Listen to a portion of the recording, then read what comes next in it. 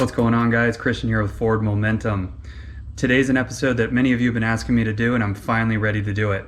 I'm going to be putting LS400 big brake kit on my LEXUS GS400. So this will be applicable to any second gen.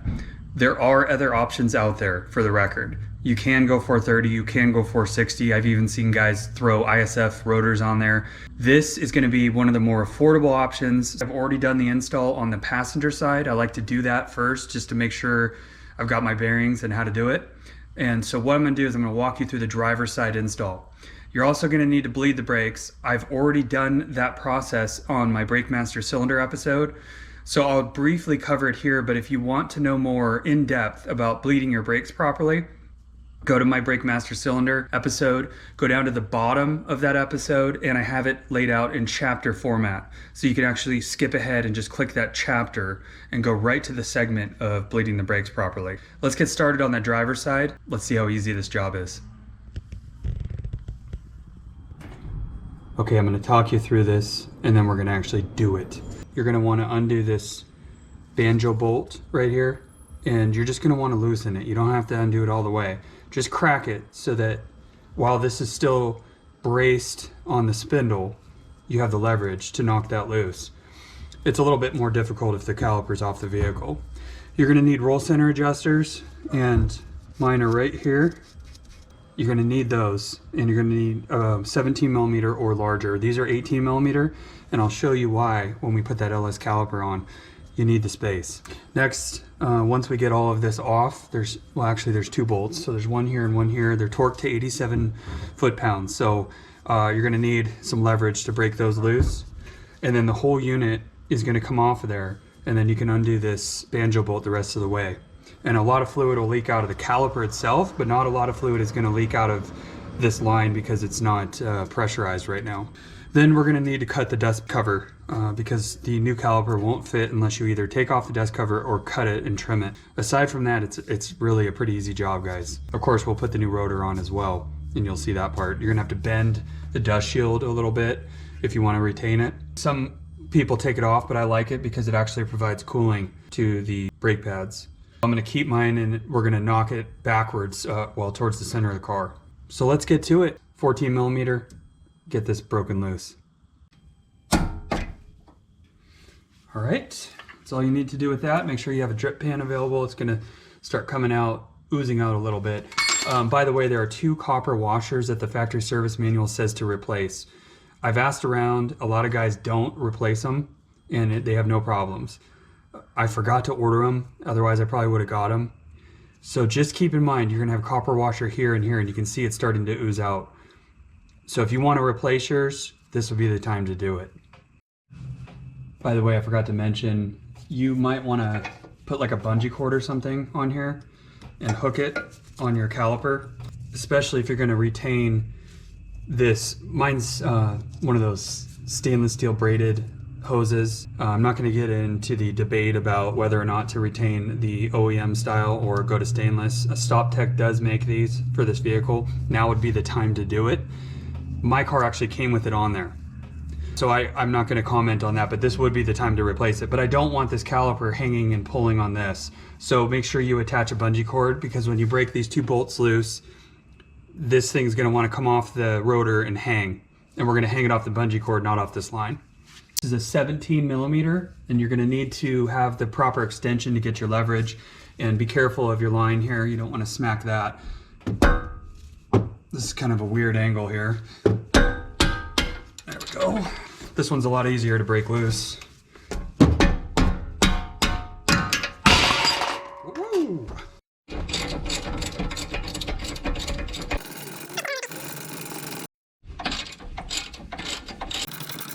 So keep an eye out for that copper washer. You'll definitely have a leak in your system if that thing falls down in the oil pan and you forget to put it back on. I should be able to break this loose. Hopefully you can see this. You can see the fluid starting to come out, and it's going to really come out of the caliper. It's not really going to come out of this line. I don't know if you can see the copper washer, but it's on there. So I'm going to let that hang there for a second. And then if you put this line upright, it shouldn't leak too bad. So if you can figure out a way to kind of, oh, okay. So that was the banjo bolt. The banjo bolt and the copper washer, and make sure you clean those off if you drop them like I just did. So I'm gonna clean it off right now, right here, and make sure that these washers are in good shape. Let me see if I can show you guys how much fluid comes out of here. So that is all out of the caliper.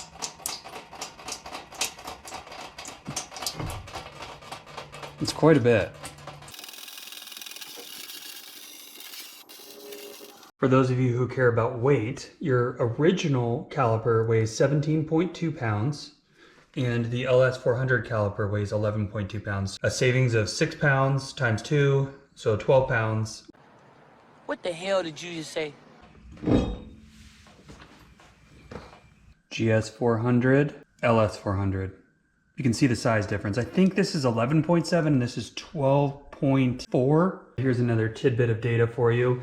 My rotor from my GS400, the original one, weighed in at 20.2 pounds.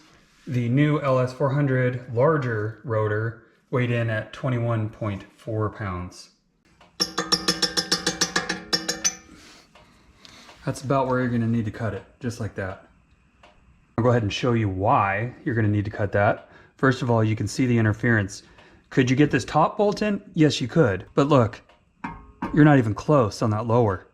So you're gonna have to take enough material off of this to allow the caliper to line up with these two holes right here. Now, the other part of this is a lot of rumors floating around about whether these will fit without a roll center adjuster or not. Guys, these are not gonna fit without a roll center adjuster on. And the reason is this will contact your caliper, okay? This is part of your lower ball joint right here. Your tie rod attaches to it.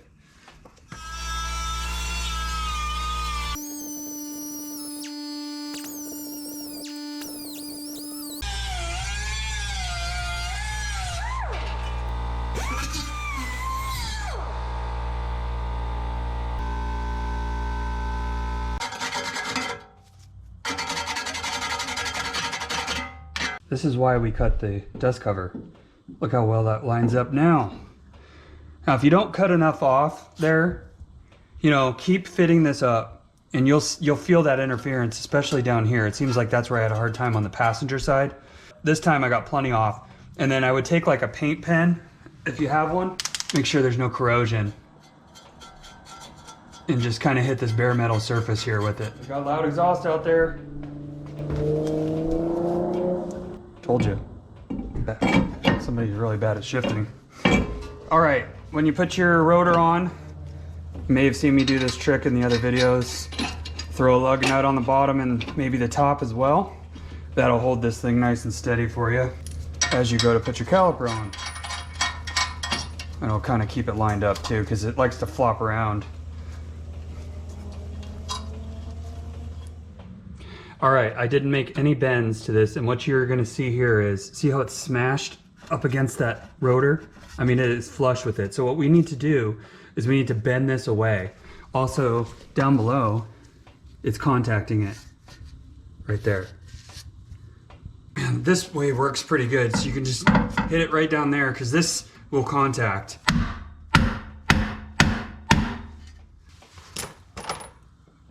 Take this thing, make sure you push it all the way on and eyeball it.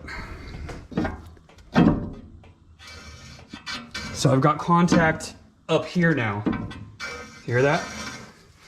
So I'm gonna bang on that with this rubber mallet. You just gotta keep working this thing. Sometimes when you hit it up here, this part comes this way, so it's kind of a balancing act. All right, this should work. There we go. I wanna show you guys a couple things on this caliper. First of all, they say brake fluid is corrosive, and it absolutely is. I wanna show you what it did to my freshly painted caliper. Luckily, this is the non-decorative side, or the side that no one will see really. So I'm just gonna leave it like that, but I want you to see how careful you need to be about brake fluid getting onto your paint. Ran out of the banjo, where the banjo bolt goes, and it just killed the paint. Secondly, I lost the retaining spring for these slide pins I don't know where it went. Started freaking out because those are probably like $25 parts at Lexus. Brembo uses cotter pins, and so I went ahead and used some cotter pins on there. So if you get in a pinch, you can get some cotter pins like I did. Oh, that one's just running in perfectly. So I'm gonna keep spinning it until I get them finger tight. Okay, get those on there pretty tight, and then we're gonna torque those to 87 foot-pounds. I like to get this caliper on before I attach the brake line with the banjo bolt. Just make things a lot easier. Okay.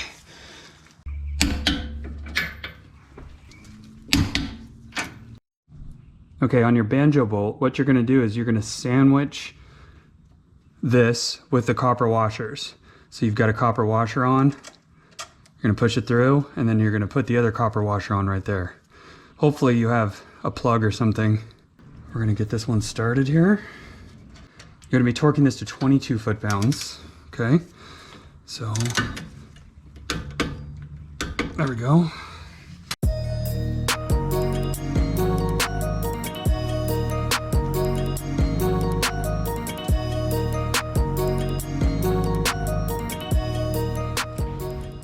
All right, I had to add some fluid into the reservoir. We're gonna keep going on the process until I see no bubbles. Okay, go ahead and tell me when you're holding. Okay, 1, 2, 3, holding.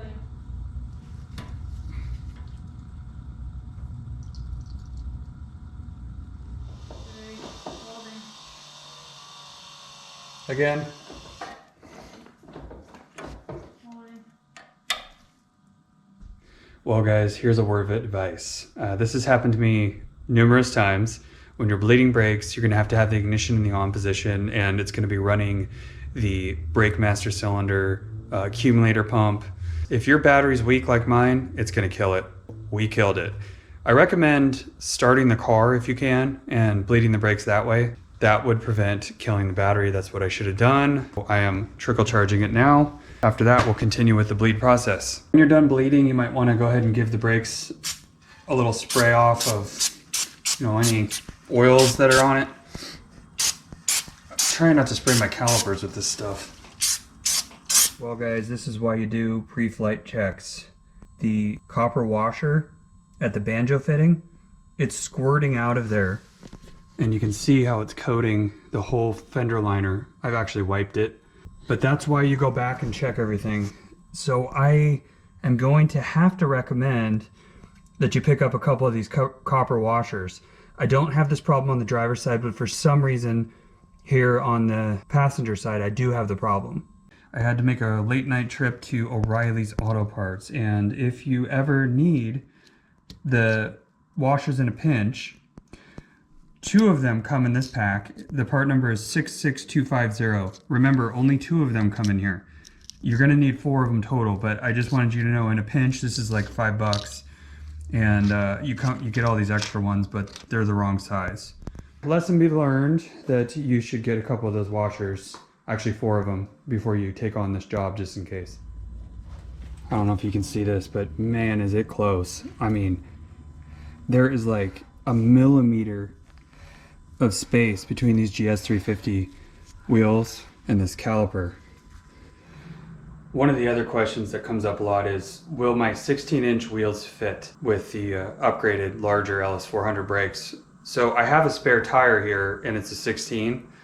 I'm gonna go ahead and see if I can get it on. I don't want to scratch these up, so I'm gonna try to be a little careful with them. The rumor is that 16s do not fit. So let's see what we got here.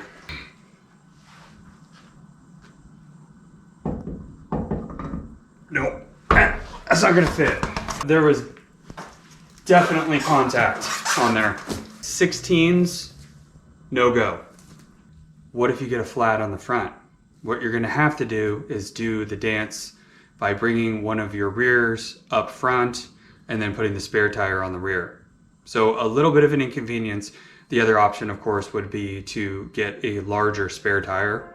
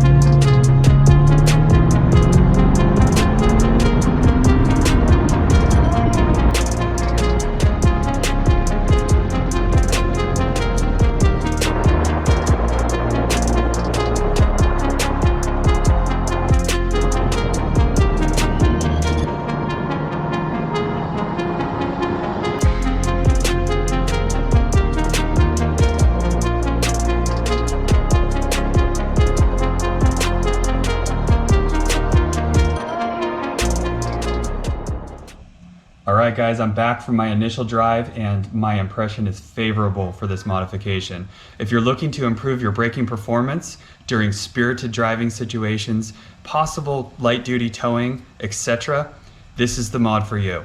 It is very smooth and I felt like my brakes felt better than ever. If you enjoyed the episode, be sure to hit that like button, drop a comment. Also, if you're not a subscriber, I appreciate it if you smash that subscribe button. We'll see you on the next episode.